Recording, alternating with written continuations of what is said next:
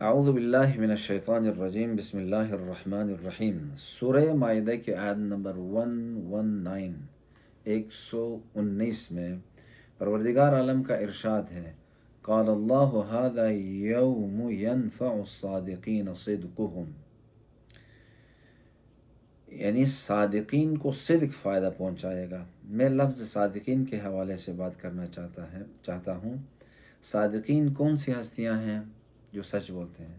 صادقین کے مقابلے میں کاذبین ہیں، جھوٹ بولنے والے ہیں۔ اب جھوٹ دوسروں سے بھی ہو سکتا ہے، اپنے سے بھی ہو سکتا ہے، جھوٹ خدا سے بھی ہو سکتا ہے، نفاق کی شکل میں اور کسی چیز میں۔ تو جو انسان صدق کے اوپر، سچائی کے اوپر، حقیقت کے اوپر عمل پیرا ہوں، اپنی فطرت کے اوپر، اور جو کہا ہے اسی پہ عمل پیرا ہوں، عقل کو حاکم بنایا ہو، شہوات کو حاکم نہ بنایا ہو، تو کل قیامت کے دن یہی انہی کا صدق، ان کی سچائی، وہ حقیقت فائدہ پہنچائے گی۔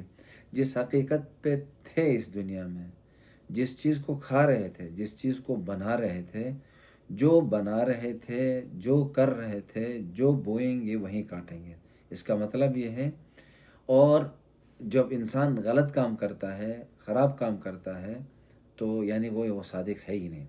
ان کے لیے جنات ہے، اور ہمیشہ ان جنتوں میں ہیں، اللہ ان سے راضی ہے، وہ اللہ سے راضی ہیں۔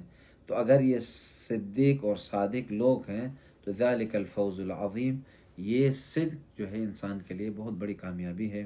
اسی لیے کہا یا ایھا الذین آمنوا اتقوا اللہ وکونوا مع الصادقین۔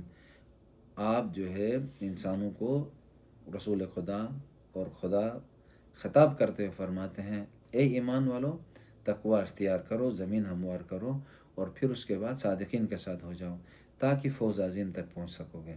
والسلام علیکم ورحمۃ اللہ وبرکاتہ۔